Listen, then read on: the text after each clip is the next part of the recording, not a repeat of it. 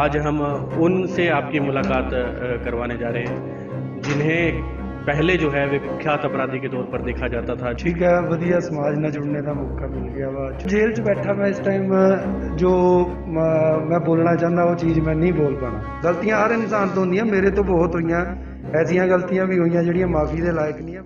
नमस्कार, आप देख रहे हैं समाचार फर्स्ट और मैं हूं आपका दोस्त मृत्युंजयपुरी। इस समय हम धर्मशाला जेल में हैं और धर्मशाला जेल में आज हम जो सुधार गृह है, जिसका नाम चेंज कर दिया गया है, सुधार जेल, लाला लाजपत राय जेल जो है, वहां पर आज हम आए हैं और वहां पर आज हम उनसे आपकी मुलाकात करवाने जा रहे हैं जिन्हें पहले जो है वे कुख्यात अपराधी के तौर पर देखा जाता था। जब धर्म या किसी हिमाचल के किसी भी जेल में अगर वे होते थे तो वह वहाँ कोई भी अपराधी भी जो है वे जाने से कतराता था और पुलिस वाले तो वैसे ही जो है वे कतराते थे। हमारे साथ मौजूद हैं अमरीश राणा, जो एक अपने आप में एक बड़ा नाम है। सर, सबसे पहले आपका समाचार प्रश्न स्वागत। नमस्कार जी। तो किस तरह देखते हैं, अब किस तरह जो है आपकी ज़िंदगी अब कट रही है? ਠੀਕ ਹੈ, ਵਧੀਆ ਸਮਾਜ ਨਾਲ ਜੁੜਨੇ ਦਾ ਮੌਕਾ ਮਿਲ ਗਿਆ ਵਾ। ਛੁੱਟੀ ਜਾਈਦਾ, ਘਰ ਪਰਿਵਾਰ ਨੂੰ ਟਾਈਮ ਦੇ ਪਾਉਂਦੇ ਆ। ਬਾਕੀ ਕੰਮਕਾਰ ਕਰਦੇ ਹੋਏ ਥੋੜਾ ਮਨੋਸਥਿਤੀ ਠੀਕ ਰਹਿੰਦੀ ਹੈ, ਪ੍ਰੈਸ਼ਰ ਜਿਹੜਾ ਘਟ ਜਾਂਦਾ ਜੇਲ੍ਹ ਦਾ। ठीक है, बढ़िया। तो ऐसा क्या था कि अमरीश राणा जो है मतलब एक खौफ बनकर रह गया था और अब उस जिंदगी को जो है वे किस तरह आप देखते हैं? देखो, जेल च बैठा मैं इस टाइम जो मैं बोलना चाहता वो चीज़ मैं नहीं बोल पाना, क्योंकि परिस्थितियां और माहौल के हिसाब नाल इस वेले अगर कोई भी मैं जो ऐसे शब्द मेरे मुंह चो निकल गए तो मैनू पता पूरा खमियाजा मैनू क्या भुगतना पड़ा, और मैं बहुत पहले भुगत चुका। बिल्कुल, हम नहीं चाहते कि आपको हमारे इस इंटरव्यू से कोई नुकसान पहुंचे, बिल्कुल। लेकिन हम एक यूथ को एक संदेश देना चाहते हैं कि एक अमरीश राणा, जिसको पूरे हिमाचल प्रदेश में, पूरे देश में जो है वे जानते हैं, क्योंकि आप तिहाड़ जेल में भी जो है वे रह के आए थे। सबसे पहले जो सबसे बड़ी चीज़ है जो मैं रियलाइज़ करी, और रियलाइज़ भी मैनू कराने वाले एक जेल अफसर थे, जेल SP सुशील ठाकुर जी मंडी तो है, सुपरिटेंडेंट सुशील ठाकुर जी अजकल वो नाहन जेल सेंट्रल जेल के SP साहब है, अधिकारी है।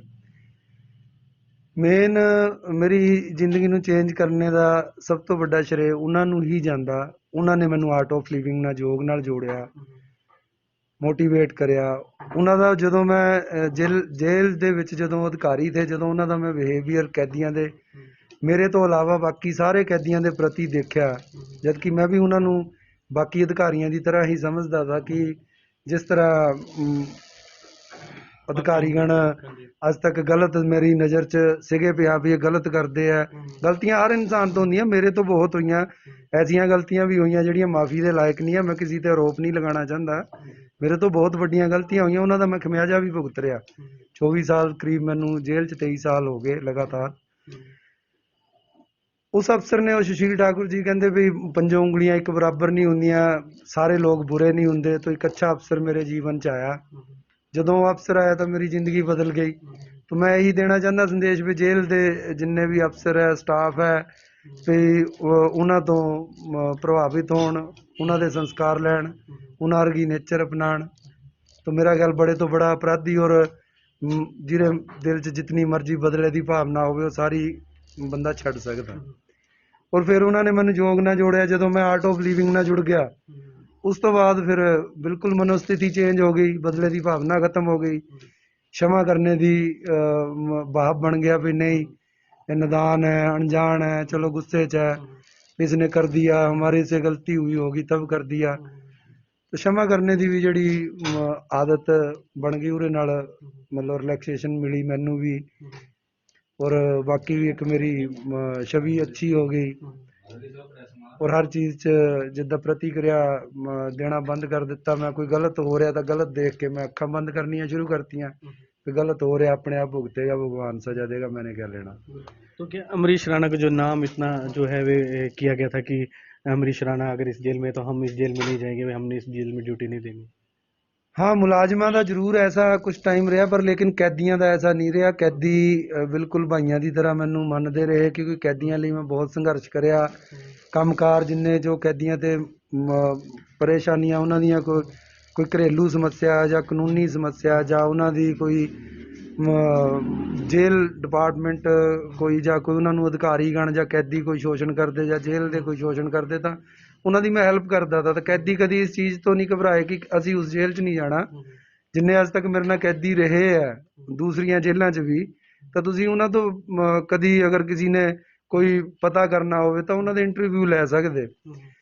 ਬਾਕੀ ਡਿਪਾਰਟਮੈਂਟ ਦਾ ਜ਼ਰੂਰ ਰਿਹਾ, ਡਿਪਾਰਟਮੈਂਟ ਦਾ ਸਿਰਫ ਇਹੀ ਰਿਹਾ ਵੀ ਉਸ ਟਾਈਮ ਪਹਿਲੇ ਅੱਜ ਤੋਂ 15-20 ਸਾਲ ਪਹਿਲੇ ਪੜ੍ਹੇ ਲਿਖੇ ਲੋਕ ਅਵੇਅਰਨੈਸ ਨਹੀਂ ਸੀ ਡਿਪਾਰਟਮੈਂਟ ਦੇ, ਜੇਲ੍ਹ ਡਿਪਾਰਟਮੈਂਟ ਦੇ ਵਿੱਚ ਨਹੀਂ ਆਉਂਦੇ थे ਤੇ ਜੇਲ੍ਹ ਡਿਪਾਰਟਮੈਂਟ ਡਿਵੈਲਪ ਵੀ ਨਹੀਂ ਸੀਗਾ। ਜਦੋਂ ਮੈਂ ਤਿਹਾੜ ਜੇਲ੍ਹ ਗਿਆ, ਹਰਿਆਣੇ ਦੀਆਂ, ਦਿੱਲੀ ਹੋਰ ਰੋਹਣੀ ਜੇਲ੍ਹ ਗਿਆ, ਹਰਿਆਣੇ ਦੀਆਂ ਜੇਲ੍ਹਾਂ 'ਚ ਰਿਹਾ, ਪੰਜਾਬ ਦੀਆਂ 'ਚ ਰਿਹਾ, ਹੋਰ ਸਟੇਟਾਂ ਦੀਆਂ ਜੇਲ੍ਹਾਂ 'ਚ ਰਿਹਾ, ਉੱਥੇ ਦੇਖਿਆ ਵੀ ਕੈਦੀ ਕਿੱਦਾਂ ਜੀਵਨ ਬਤੀਤ ਕਰਦੇ ਔਰ ਕਿੱਦਾਂ ਉਹਨਾਂ ਨੂੰ ਵਿਅਸਤ ਰੱਖਿਆ ਜਾਂਦਾ।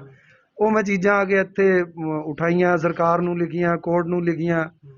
ਚਲੋ ਆਵਾਜ਼ ਉਠਾਈ, ਉਹ ਆਵਾਜ਼ ਸਰਕਾਰਾਂ ਤੱਕ ਗਈ, ਸੈਂਟਰਲ ਗੌਰਮੈਂਟ ਤੱਕ ਗਈ, ਸੁਪਰੀਮ ਕੋਰਟ ਤੱਕ ਗਈ, ਕੰਮ ਹੋਏ ਉਹਨਾਂ ਤੇ। ਉਹਨਾਂ ਚੀਜ਼ਾਂ ਦਾ ਖਮਿਆਜਾ ਵੀ ਮੈਨੂੰ ਭੁਗਤਣਾ ਪਿਆ, ਬਹੁਤ ਮਤਲਬ ਬੁਰੇ ਤਰੀਕੇ ਨਾਲ ਮੈਨੂੰ ਉਲਝਾਇਆ ਗਿਆ ਹੋਰ ਕੇਸਾਂ 'ਚ। ਡਿਪਾਰਟਮੈਂਟ ਇਸ ਕਰਕੇ ਥੋੜ੍ਹਾ ਜਿਹਾ ਕਰਦਾ ਤਾਂ। ਦੂਸਰਾ ਮੈਂ ਜਿੱਦਾਂ ਸਟੂਡੈਂਟ ਲਾਈਫ 'ਚੋਂ ਆਇਆ, ਮੈਂ ਜ਼ਿਲ੍ਹਾ ਪ੍ਰਧਾਨ ਥਾ NSY ਦਾ, ਤੇ ਰਾਜਨੀਤੀ ਪੋਲੀਟੀਸ਼ਨਾਂ ਦਾ ਬਹੁਤ ਇੰਟਰਫੇਅਰ ਰਿਹਾ ਮੇਰੀ ਲਾਈਫ 'ਚ। ਬੜੀ गंदी राजनीति का मैं शिकार होया मैं, चाहे वो अपने हों चाहे बेगाने हों। बिल्कुल, उस राजनीति के बारे में हम आपसे जब हमें कहीं बाहर हाँ मुलाकात होगी बिल्कुल तब हम बिल्कुल। जरूर आपसे। मैं पहले ही ਤੁਹਾਨੂੰ ਕਿਹਾ ਵੀ ਮੈਂ ਬੋਲਣਾ नहीं चाहता, ਮੈਨੂੰ पता भी खमियाजा भुगतना पैंदा, इस करके कहंदे भी एक चुप 100 सुख। तो आखिर में मैं यूथ के लिए आपका एक संदेश, क्योंकि यूथ जो लगातार जो है वे पॉलिटिक्स में या अपराधी गतिविधियों में ना इन्वॉल्व हो, उसके लिए आपका क्या संदेश है? यूथ मेरा ਇੱਕੋ ਹੀ ਕਹਿਣਾ ਹੈ ਜੀ। ਮੈਂ ਮੇਨ ਚੀਜ਼ ਅੱਜ ਤੋਂ ਪਹਿਲੇ ਵੀ ਇੱਥੇ ਇੱਕ NGO ਆਪਣੇ ਕਿਰਨ ਬੇਦੀ ਜੀ ਦੀ, ਜੋ ਜੇਲ੍ਹਾਂ 'ਚ ਬਹੁਤ ਬੜੇ ਸਤਰ ਤੇ ਕੰਮ ਕਰ ਰਹੇ, ਉਹਨਾਂ ਨਾਲ ਵੀ ਮੇਰੀ ਡਿਸਕਸ਼ਨ ਹੋਈ, ਹੋਰ ਅਫਸਰਾਂ ਨਾਲ ਵੀ ਹੋਈ, ਬੜਿਆਂ ਨਾਲ, ਹੋਰ NGO ਦੇ ਜਿਹੜੇ ਜਾਂ ਪੋਲੀਟੀਕਲ ਬੰਦੇ ਆ, ਕਈਆਂ ਨਾਲ ਮੈਂ ਬਹੁਤ ਕੋਸ਼ਿਸ਼ ਕਰੀ ਕਿ ਹਾਂ ਵੀ ਅਗਰ ਅਪਰਾਧ ਨੂੰ ਤੁਸੀਂ ਵਾਕਈ ਸਮਾਜ 'ਚੋਂ ਖਤਮ ਕਰਨਾ ਚਾਹੁੰਦੇ ਆ, ਇਸ ਦੇਸ਼ 'ਚੋਂ ਖਤਮ ਕਰਨਾ ਚਾਹੁੰਦੇ ਆ, ਤਾਂ ਉਹਦੇ ਲਈ ਇੱਕੋ ਹੀ ਫਾਰਮੂਲਾ ਹੈ ਕਿ ਹਰ ਇਨਸਾਨ ਜਾਗਰੂਕ ਹੋਣਾ ਚਾਹੀਦਾ, ਉਹਨੂੰ ਕਾਨੂੰਨ ਦਾ ਪਤਾ ਹੋਣਾ ਚਾਹੀਦਾ। ਹੁਣ ਜ਼ਿਆਦਾਤਰ ਮੇਰੇ ਖਿਆਲ 90% ਬੰਦੇ ਜਿਹੜੇ ਜੇਲ੍ਹ 'ਚ ਆਉਂਦੇ, ਜਿਨ੍ਹਾਂ ਨਾਲ ਮੈਂ ਮਿਲਿਆ, ਉਹਨਾਂ ਨੂੰ ਇਹ ਨਹੀਂ ਪਤਾ ਹੁੰਦਾ ਕਿ ਜਿਹੜਾ ਅਸੀਂ offense ਕਰਿਆ ਇਹ ਅਪਰਾਧ ਹੈ। ਉਹਨਾਂ ਨੂੰ ਪਤਾ ਹੀ ਨਹੀਂ ਹੁੰਦਾ ਕਿ ਇਹ ਅਪਰਾਧ ਹੈ। ਹੁਣ ਸਭ ਤੋਂ ਵੱਡਾ ਅਪਰਾਧ ਦੱਸਿਆ ਜਾਂਦਾ ਚੋਰੀ, ਬੱਚੇ ਨੂੰ ਚੋਰੀ ਦੱਸਿਆ ਜਾਂਦਾ, ਬਾਕੀ ਅਪਰਾਧਾਂ ਬਾਰੇ ਜਾਗਰੂਕ ਨਹੀਂ ਹੁੰਦਾ ਬੱਚਾ।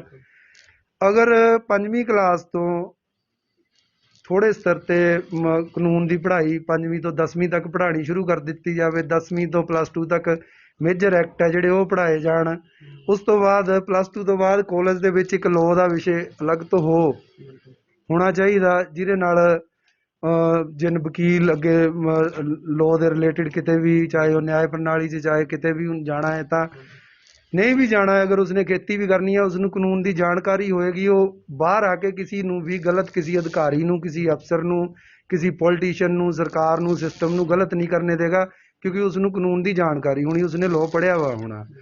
ਤਾਂ ਮੇਰਾ ਇਹੀ ਕਹਿਣਾ ਹੈ ਵੀ ਯੂਥ ਹੈ ਜਿਹੜਾ ਕਾਨੂੰਨ ਨੂੰ ਜ਼ਿਆਦਾ ਤੋਂ ਜ਼ਿਆਦਾ ਪੜ੍ਹੇ ਔਰ ਉਹਨੂੰ ਪਤਾ ਲੱਗੇ ਕਿ ਹਾਂ ਵੀ ਸਾਡੀ ਦੇਸ਼ ਦੀ ਵਿਵਸਥਾ, ਸਾਡਾ ਸੰਵਿਧਾਨ ਕਿਆ ਕਹਿੰਦਾ, ਸਾਡੇ ਕਰਤੱਵ ਕਿਆ ਹੈ, ਅਸੀਂ ਸਮਾਜ ਨੂੰ ਕਿੱਦਾਂ ਅੱਗੇ ਲੈ ਕੇ ਜਾ ਸਕਦੇ, ਦੇਸ਼ ਨੂੰ ਅਸੀਂ ਕਿੱਦਾਂ ਅੱਗੇ ਲੈ ਕੇ ਜਾ ਸਕਦੇ।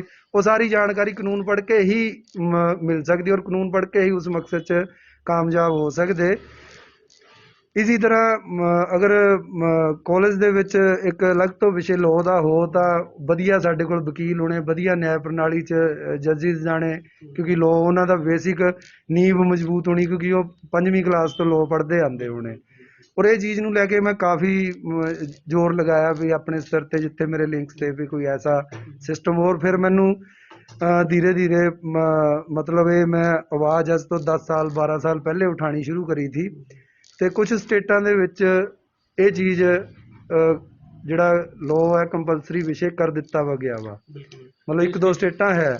ਤੋ ਯੂਥ ਨੂੰ ਮੈਂ ਇਹੀ ਕਹਿਣਾ ਚਾਹੁੰਦਾ ਵੀ ਕਾਨੂੰਨ ਪੜ੍ਹੋ, ਕਾਨੂੰਨ ਦੀ ਪੜ੍ਹਾਈ ਅਗਰ ਤੁਹਾਡੇ ਕੋਲ ਹੈਗੀ ਆ ਤਾਂ ਤੁਹਾਡਾ ਕੋਈ ਸ਼ੋਸ਼ਣ ਨਹੀਂ ਕਰ ਸਕਦਾ, ਔਰ राजनीति तो दूर रहो, राजनीति करनी है तो पढ़ाई तो बाद करो, पढ़ लिख के लो पढ़ लो। आपका कहने का मतलब है कि कॉलेज लाइफ में, स्कूल लाइफ में राजनीति नहीं होनी, राजनीति यूनिवर्सिटी तक, कॉलेज लाइफ तक कोई राजनीति नहीं होनी चाहिए। किसी ਬਿਲਕੁਲ ਨਹੀਂ ਕੋਈ ਪਾਰਟੀ ਦਾ ਇੰਟਰਫੇਅਰ ਹੋਣਾ ਚਾਹੀਦਾ, ਕਿਉਂਕਿ ਜੇ ਪਾਰਟੀਆਂ ਦਾ ਇੰਟਰਫੇਅਰ ਹੈ ਸਟੂਡੈਂਟਾਂ ਦੀ ਲਾਈਫ ਦੇ ਵਿੱਚ, ਉਹੀ ਸਟੂਡੈਂਟ ਜਿਨ੍ਹਾਂ ਦੇ ਰਿਲੇਸ਼ਨ ਅੱਛੇ ਹੁੰਦੇ ਉਹੀ ਜੱਜ ਬਣ ਜਾਂਦੇ, ਉਹੀ ਐਸਪੀ ਬਣ ਜਾਂਦੇ, ਉਹੀ ਐਸਐਚਓ ਬਣ ਜਾਂਦੇ, ਉਹੀ ਸਿਪਾਹੀ ਹੌਲਦਾਰ ਬਣ ਜਾਂਦੇ।